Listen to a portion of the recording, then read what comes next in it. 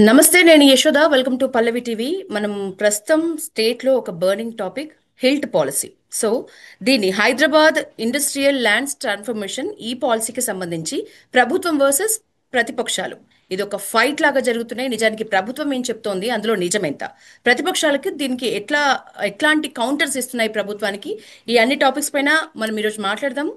ప్రముఖ policy analyst దొంతి నరసింహారెడ్డి గారు. Sir నమస్తే. నమస్తే.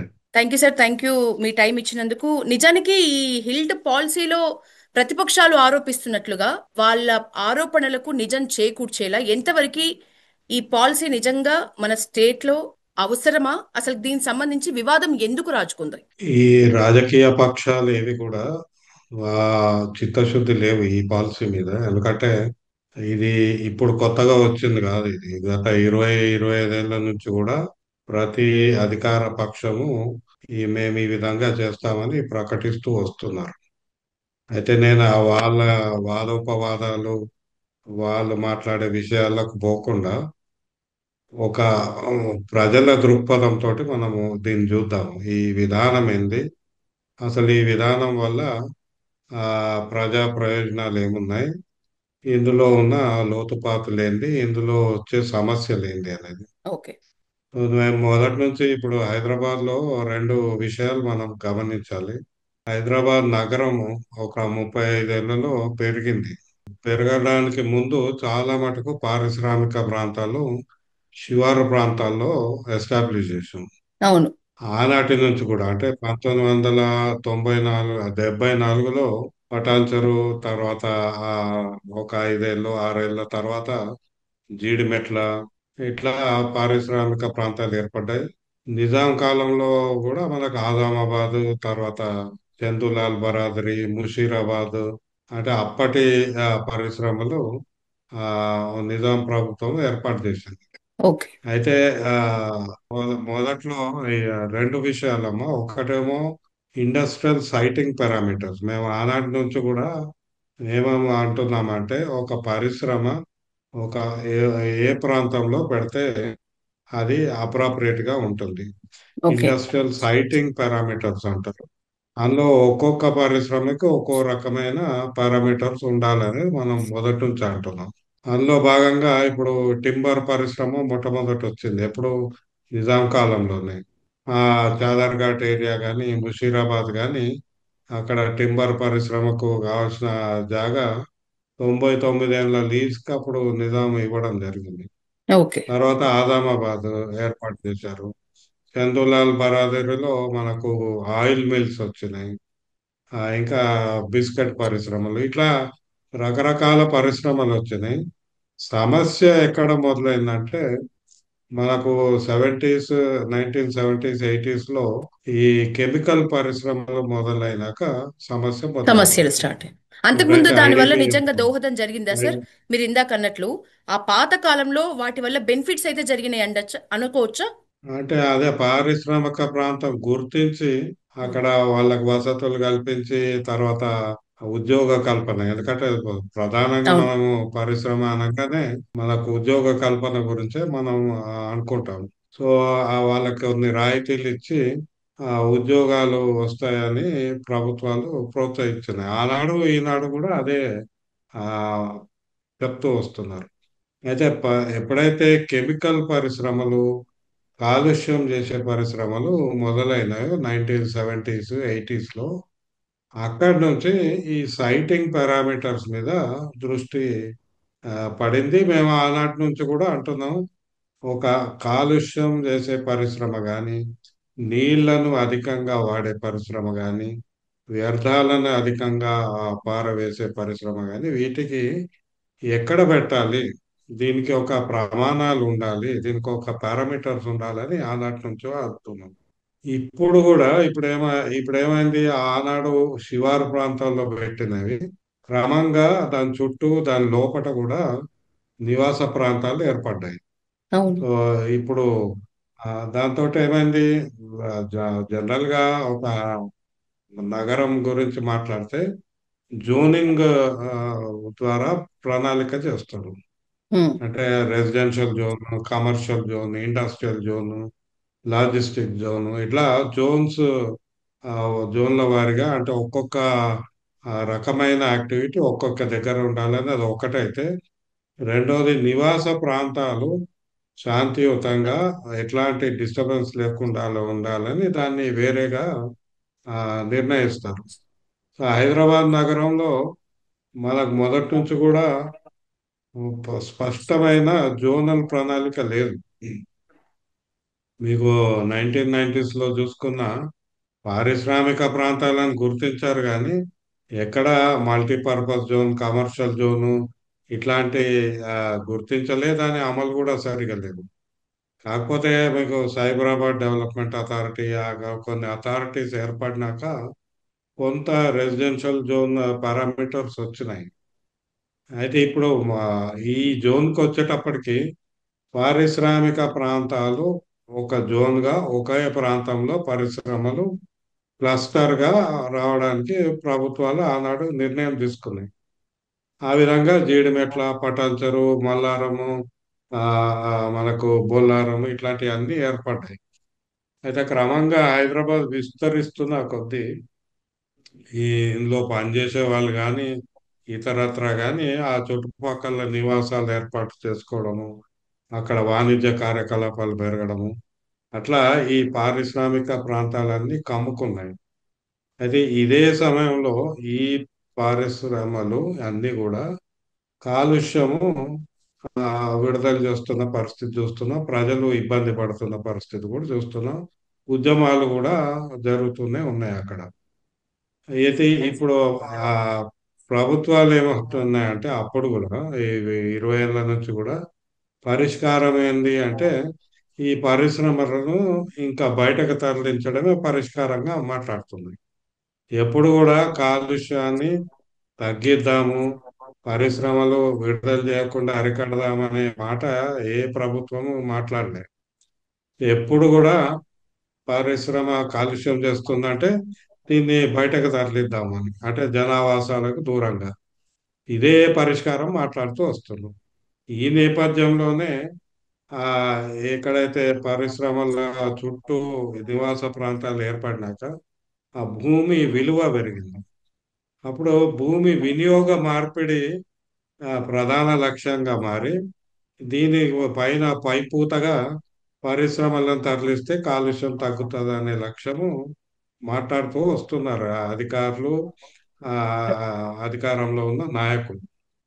సో ఇప్పుడు రెండు విషయాలు, ఒకటేమో భూమి వినియోగ మార్పిడి, ఉమ్. రెండవది మనకు industrial citing parameter. Sir, so నిజంగానే ఇప్పుడు దీనివల్ల భూముల మేమేమంటున్నాం అంటే విలువ పెరుగుతుందా? ఇప్పుడు ప్రభుత్వం అనుకున్నట్లుగానే వెళ్ళింది అనుకోండి. మన దగ్గర నిజానికి ఇప్పుడు రియల్ ఎస్టేట్ భూమి అనేది పూర్తిగా పడిపోయిన పరిస్థితి.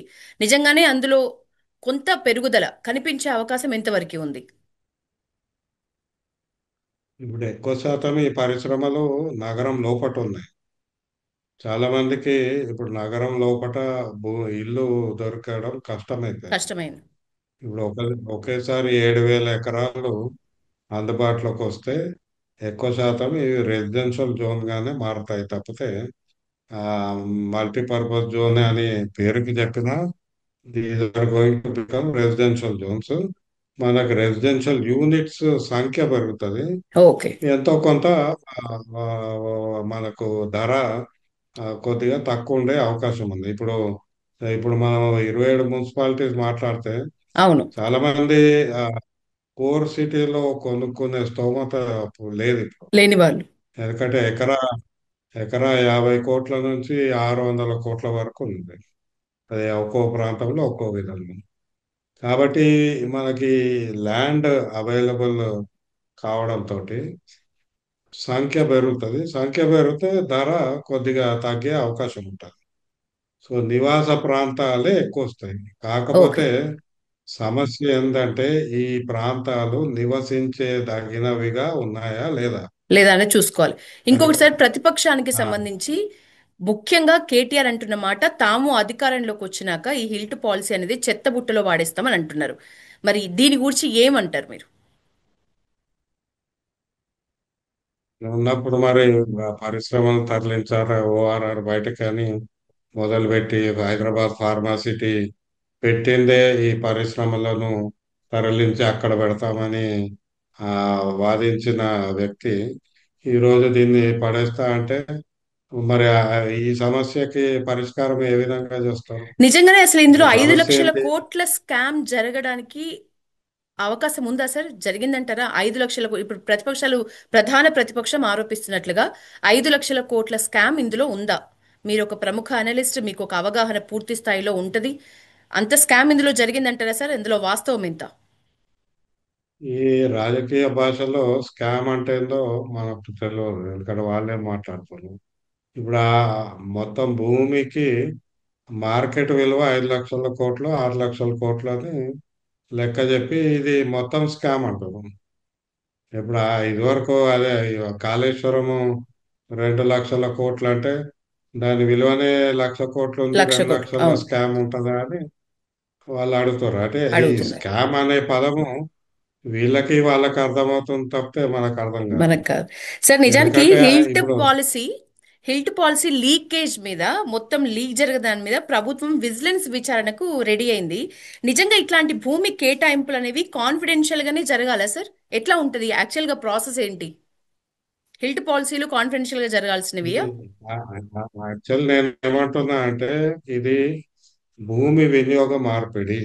ఇది ఉమ్, మొట్టమొదట అది నగరంలో ఓకే. నగర అభివృద్ధికి సంబంధించింది. భూమి వినియోగ మార్పిడి అంటే బృహత్తర ప్రణాళిక మాస్టర్ ప్లాన్ లో వస్తుంది. మాస్టర్ ప్లాన్ ఎప్పుడైనా కూడా మున్సిపల్ చట్టం ప్రకారము ఆ మాస్టర్ ప్లాన్ ప్రజలతో సంప్రదింపులు జరిపి చేయాలి. ఉమ్, అంటే పారదర్శకత ఉండాలి, ప్రజలకు చెప్పాలి, ముందస్తుగా తయారు చేసుకొని చెప్పాలి. ఉమ్, అయితే ఇక్కడ భూమి విలువ ఉంది. ఈ విలువలో ఆ, మనకు అవినీతి ఉంటుంది, అందులో అనుమానం లేదు. ఓకే. మనకు ఆ, ఒక పెన్షన్ 700 రూపాయల పెన్షన్కే ఆ, అవినీతికి పాల్పడుతున్న పరిస్థితులు ఉన్నప్పుడు ఆ, ఇంత విలువ కలిగిన భూముల గురించిన నిర్ణయము అవినీతి లేకుండా జరుగుతుందని ఎవరు నమ్మేవారు అనుకోలేని లేరు. లేదు. ఉమ్, కా- కాకపోతే నేనేమంటున్నా, దీని విలువ 6 లక్షల కోట్లు ఉండొచ్చు మార్కెట్ విలువ. అయితే ఇక్కడ ఎవరెవరి ప్రయోజనాలు ఇందులో ఉన్నాయి ఈ 6 లక్షల కోట్లలో? ఉమ్, అన్నిటినీ మనం మానిటైజ్ చేసి చూసుకుంటే అర్థం కాదు. ఉమ్, మేమేమంటున్నాం, ఈ భూమిని మనము ఆ, విలువ చేసి మానిటైజ్ చేద్దామని ప్రభుత్వం కూడా అంటుంది. నాకు రెవెన్యూ కావాలి, నేను రెవెన్యూ కొరకు మార్చిన అంటుంది. ప్రతిపక్షం కూడా అందులో మనీ చూసుకుంటుంది. ఇంకొకరు అవినీతి అంటారు, ఒక్కొక్కరు మనీ చూసుకుంటారు. మేమేమంటున్నాం అంటే మనీ కాదు మనం చూడాల్సింది సమస్య. ఈ సమస్యకు ఏ సమస్యకు ఈ 9,000 ఎకరాల భూమి వినియోగ మార్పిడి వల్ల పరిష్కారం లభిస్తుంది. ఉమ్, మేము ఆ విధంగా చూద్దాము. ఆ విధంగా చూస్తే అప్పుడు పరిష్కారాల వైపు మనము ఆలోచించే అవకాశం ఉంటుంది. రెండోది, ఇక్కడ ఆ, డబ్బు గురించి మాట్లాడితే ఉమ్, పెట్టుబడి సరే 5 లక్షల కోట్ల పెట్టుబడి ఎవరో మార్కెట్ ద్వారా వస్తుందట. అంటే ఈ మార్పు అంటే ఇంకెవరో కొనుక్కొని దాన్ని చేస్తేనే కదా 6 లక్షలు, ఐదు అవును, లక్షలు కానీ ఇక్కడ అదనంగా ప్రజల మీద భారం పడుతుంది. ఆ లెక్క చూస్తలేరు. ఆ లెక్క ఏంది? ఇప్పుడు అక్కడ ఇల్లు కట్టిండ్రు అనుకోండి, ఉమ్, మల్టీ స్టోరీడ్ అపార్ట్మెంట్స్ వస్తాయి. ఓకే. అపార్ట్మెంట్స్ వస్తే అక్కడ వాళ్ళకి మంచినీళ్ళు కింద భూగర్భ జలం ద్వారా అందవు. ఎందుకంటే ఆ భూగర్భ జలాలన్నీ కలుషితం అయిపోయినాయి. ఓకే. అంటే వాళ్ళు నీళ్లు బయట నుంచి కొనుక్కోవాలి, లేదా ప్రభుత్వం ఏర్పాటు చేయాలి. ప్రభుత్వం మీద అదనపు భారం పడుతుంది ఇప్పుడు. ఈ ఓకే. భూమి వినియోగ మార్పిడి వల్ల మౌలిక సదుపాయాలు ఏర్పాటు చేయాలి. ఇప్పుడు అక్కడ ఒక ఇప్పటికే ఒక 1000 ఇళ్ళు ఉన్నాయి అనుకుందాం. ఓకే. రేపు పొద్దున ఆ ఆ 50 ఎకరాల్లో 100 ఎకరాలలో ఇల్లు కడితే ఇంకొక 50,000 ఇళ్ళు వస్తాయి. వస్తాయి. ఆ 50,000 ఇళ్లకు మురికి నీటి వ్యవస్థ కావచ్చు, మంచినీటి వ్యవస్థ, అవును, రోడ్లు, ఇంకా ప్లే గ్రౌండ్లు, అంటే ఇదంతా కూడా మౌలిక సదుపాయాలు. ఆ భారం ఎవరి మీద పడుతుంది? జిహెచ్ఎంసి మీద పడుతుంది. ఉమ్, అంటే ఇక్కడ మనకు మాకు కొంత రెవెన్యూ వస్తుందని ప్రభుత్వం చూస్తుంది కానీ భారం పడబోయే భారం గురించి ఆలోచన చేయలేదు. అందుకే మేమేమంటున్నాం అంటే HILT policy is a linear policy. ఇప్పుడు డిక్లేర్ చేసిన 2 పేజీల పాలసీ, ఇక మేము ఈ భూమిని ఇట మారుస్తాము, మాకింత రెవెన్యూ వస్తుందని మాత్రమే ఆలోచించరు తప్పితే ఓకే. దీనివల్ల సమగ్రంగా అభివృద్ధి చేయొచ్చు, దీనివల్ల ఈ సమస్య పరిష్కారం అవుతుంది, దీనివల్ల మా మీద ఎంత భారం పడుతుంది అని అంచనా వేయలేదు. ఈ ఉమ్. సమగ్ర ఆలోచన లోపించింది. That is what we're saying. Okay. Final గా సార్, ఇప్పుడు ఏదేమైనప్పటికీ కూడా ప్రభుత్వం దాన్ని ఓన్ చేసుకుని మాట్లాడుతుంది. కాకపోతే లీక్ అయిన విషయం మాత్రం సీరియస్ గా తీసుకుంది. సాక్షాత్తు సీఎం రేవంత్ రెడ్డే ఈ లీక్ అయిన వ్యవహారాన్ని చాలా సీరియస్ గా చూస్తున్నారు. ఏదేమైనప్పటికీ ప్రతిపక్షాలు అంటున్నట్లుగా ఎంతో కొంత అందులో వాస్తవం ఉంది అంటూనే, ఎట్లాంటి జాగ్రత్తలు అంటే ఇది చేయాల్సిన పద్ధతి అనంటే మీరు ఒక అనలిస్ట్ గా ఏం చెప్తారు? Final question. మొట్టమొదట ఇది లీక్ అని పెట్టి అది ఆ ఇది మన కోవట్లు ఈ చర్చ జరుగుతుంది. అవును. ఇది తప్పు. ఎందుకంటే ఇది ప్రభుత్వం, ప్రైవేట్ కంపెనీ వ్యవహారం కాదు ఇది. ప్రభుత్వ చేసుకునే విధానం గురించి కాబట్టి ఇది లీక్ కోవట్లు అనే మాట్లాడవద్దు. వీళ్ళు కానీ వాళ్ళు కానీ పారదర్శకంగా ఉండాలి. ఇదివరకు లేరు, ఇప్పుడు కూడా ఇప్పుడు లేరు. కూడా అది లేరు. మొట్టమొదట. ఆ, అయితే రెండో విషయం మీరు అడిగినట్టు ఏం చేయాలంటే, మేము మొదటి నుంచి ఏమంటున్నాం, ఈ పరిశ్రమలు ఉన్న ప్రాంతము కాలుష్యం జరిగిన ప్రాంతాలు కాబట్టి ఈఐఏ చేయండి. అక్కడ ఉమ్. పరిస్థితి పర్యావరణ పరంగా భూగర్భ జలాలు జలాల కావచ్చు, పరంగా. అక్కడ భూమి కావచ్చు, అక్కడ వ్యర్థాలు కావచ్చు, ఎన్వైరన్మెంటల్ ఇంపాక్ట్ అసెస్మెంట్ చేయాలి అని మేము అడుగుతున్నాం మొట్టమొదట. ఉమ్. రెండవది, ఇది ఒక్కొక్క ప్రాంతానికి ఒక్కొక్క ఆ, సమస్య ఉంది, ఒక్కొక్క ప్రాంతంలో అది ఉన్నది. ఇప్పుడు జీడిమెట్ల ఉంది అనుకోండి, జీడిమెట్లలో ఇప్పటికే నివాస ప్రాంతాలు వచ్చినాయి. అది అవును. ఇల్లీగలా లీగలా తేల్చాల్సింది వేరు. పరిశ్రమల చుట్టూ పరిశ్రమల లోపట కూడా ఇండ్లు వచ్చేసినాయి. ఇప్పుడు మీరు దాన్ని లీగలైజ్ చేస్తుండ్రు. సరే, ఇంకెక్కువ ఇండ్లు రావచ్చు. ఉమ్. కానీ వస్తే ఆ ప్రాంతంలో మనకి ఏవైతే మౌలిక సదుపాయాలు ఉన్నదో వాటి మీద ఎట్లాంటి భారం పడుతుంది, అది అంచనా వేసి మినీ మాస్టర్ ప్లాన్ తయారు చేయాలి ప్రతి ఇండస్ట్రియల్ ఓకే. ఏరియాకి. గంపగుత్త ఆ, దీనికి 50 ఫీట్ల రోడ్డు, 30 ఫీట్ల రోడ్డు కాదు. మినీ దీనికి మాస్టర్ మాస్టర్ ప్లాన్. ప్లాన్ తయారు చేసి ఆ, అక్కడ మళ్ళీ సబ్ జోనింగ్ చేసి మా నివాస ప్రాంతాలు ఎట్లుంటాయి, కమర్షియల్ జోన్ ఎట్లుంటాయి, రోడ్లకు ఎంత జాగా కావాలి, ఇట్లా మాస్టర్ ప్లాన్ తయారు చేస్తే అప్పుడు ఒక అర్థవంతంగా ఉంటుంది. మూడోది, పరిశ్రమలు తరలిస్తున్నారు, ఎక్కడ తరలిస్తున్నారు, వాటికి ఇండస్ట్రియల్ సైటింగ్ పారామీటర్ పెట్టండి. ఉమ్. మళ్ళీ ఇక్కడ తీసుకుపోయి అక్కడ పడేసి నువ్వు కాలుష్యం చేసుకో అంటే కుదరదు. కుదరదు. ఎందుకంటే అక్కడ కూడా మీరు వ్యవసాయ భూమి సేకరిస్తున్నారు. కాబట్టి వ్యవసాయ భూమి సేకరించకుండా ఆ పరిశ్రమ తీరు బట్టి, పరిశ్రమ యొక్క కాలుష్యము పొటెన్షియల్ బట్టి అక్కడ ఇండస్ట్రియల్ సైటింగ్ చేయండి. లేదా ఇప్పటికే ఇండస్ట్రియల్ ఏరియాస్ ఎక్కడైతే ఎస్టాబ్లిష్డ్ ఉన్నాయో అక్కడే వీటిని తరలించండి. మళ్ళా ఓకే. కొత్తగా ఆ భూమి సేకరించి చేయకండి. ఎందుకంటే ఎస్. టీజీఐఏసీకి 2.5 లక్షల ఎకరాల ల్యాండ్ బ్యాంక్ ఉంది. ఓకే. వాళ్ళకి దాదాపు నలభై ఇండస్ట్రియల్ ఎస్టేట్స్ ఉన్నాయి. ఉమ్. అందులో సగం ఖాళీయే ఉన్నాయి. ఇప్పుడు కెమికల్ తీసుకుంటే పాశమైలారం ఏది ఓఆర్ఆర్ బయట ఉంది. ఆడ ఉమ్. 30 to 50% ఖాళీ ఉంది. So okay. మీరు పటాన్చెరు కానీ జీడిమెట్లలో తరలిస్తే ఆ ఉన్న ఎస్టేట్లో వాళ్ళకి భూమి ఇవ్వండి. తర్వాత వాళ్ళు కాలుష్యం చేయకుండా తగిన జాగ్రత్తలు తీసుకోండి. ఎస్. ఎటొచ్చి ప్రజల అవసరాలకు తగ్గట్లుగా వాళ్ళకి నష్టం జరగకుండా మీరు పాలసీ అనేది దాన్ని నిబంధనల పరంగా తీసుకువెళ్తే అది మేలు చేకూరుస్తుంది అని చెప్తున్నారు. Thank you so much sir. మంచి వివరణ ఇచ్చారు. ఈ హిల్ట్ పాలసీకి సంబంధించి చాలా డౌట్స్ ని క్లియర్ చేసినారు. Thank you so much. Thank you sir.